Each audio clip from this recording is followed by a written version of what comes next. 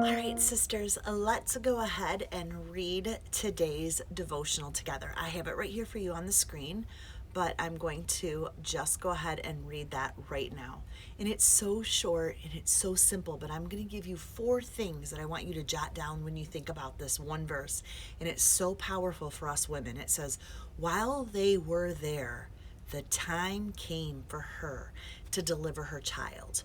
And she gave birth to her firstborn son and wrapped him in bands of cloth and laid him in a manger because there was no place for him in the inn."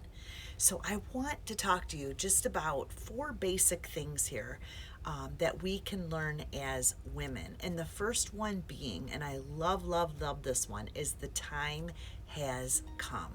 The time has come. And I believe without a shadow of a doubt that the Lord is a very visionary person, and there is times in our life that are ordained, anointed, and divine in all of history, just as the time had come for Mary to give birth. It was a time that God got involved in history in a whole new way. And when I think about this, when I think that there was a time for Jesus, the Redeemer of the world, to come to us, the time was perfect. I want to just let you know right now that you need to trust God's perfect timing in your life. It's so, so important. Actually, I have this little piece of paper that I'm putting in my planner right now, and it says, "Choosing to trust God can transform your life." When Mary and Joseph trust God, it not only transformed their life, it transformed the world. It transformed the future history. It transformed the ability for us to receive salvation. So when we trust God in His perfect timing, and we don't allow ourselves to get worn out on the reasoning, worn out on trying to know everything, having all the questions in order.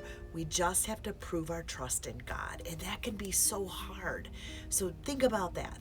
I'm just thinking, here she is, she's giving birth, and all the other mothers that give birth, and even us, we knew we were going to we knew we were going to get to a hospital. We knew who our doctor was. We kind of knew where we were going. I mean, if you didn't do the practice run, I kind of did the practice run with my husband, with my firstborn, and you had your bag packed and everything was in order. Here she is. She's no different than all of us mothers, but she was already in traveling, and then there's no place to go. Everything is filled. So I'm just thinking about how she gave birth and how it was not ordinary, but yet she trusted God. As we get ready to jump into January, I'm going to be doing the entire vision board.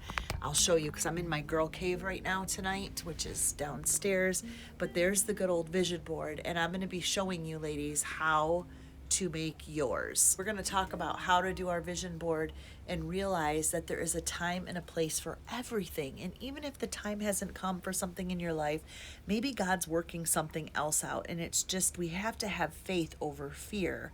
We have to have trust over grumbling and complaining. And we need to learn that God is up to something so much bigger than we can fathom. And I think that when I think of today's story, that's what I think of. The time has come. Another point in this story that jumped out to me was just the fact that it was such a humble beginning. And you often wonder, why did God allow Jesus to be born in a stable instead of a palace? And you begin to think, as you know, the story of Jesus is that He came to save all kinds of people: rich, poor, powerful, helpless, famous, obscure, the misfits. And He was so willing. He left heaven's glory so He could walk among us and show us His love. And He still does that today. No matter what trials or temptations we face, Jesus knows what we're going through, and He wants to help us. What a humble beginning. I mean, when we think of our pregnancy and our labor and our delivery and our nice hospital beds, and here Mary is around animals, it probably smelt. She's laying her baby in hay, finding things in the stable to wrap him with.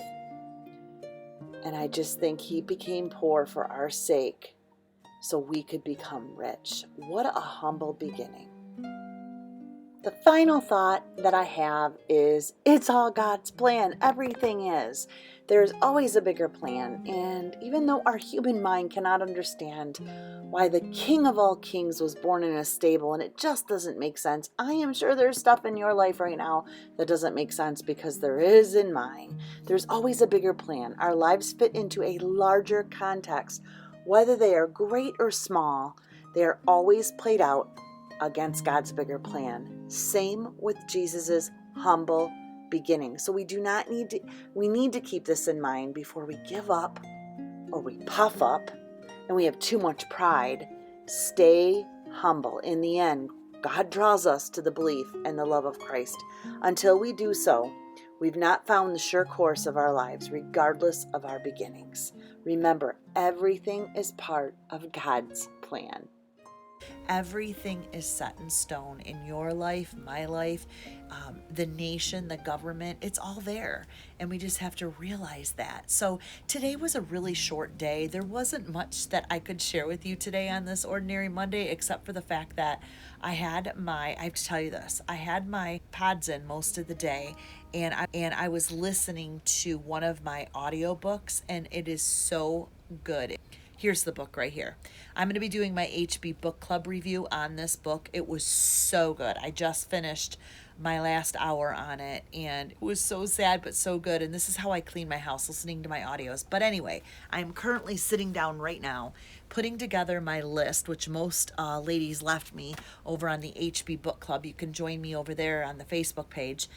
But I'm putting the list together for the 2021 book club. So I'd love you to come over and join if you're interested in that. I would say to go to Facebook and hit the HB Book Club and be watching, because I think tomorrow or the next day I'm going to be listing all of our books for 2021 and doing a review of this past year's books. We read every single one together as a group. It was really, really good, and I'm excited for 2021. So that is about all today. I hope that you liked the devotion. That was probably the most important thing. And we'll do something a little bit more fun tomorrow. All right. I love you, ladies, and I hope you have a blessed day. Bye-bye.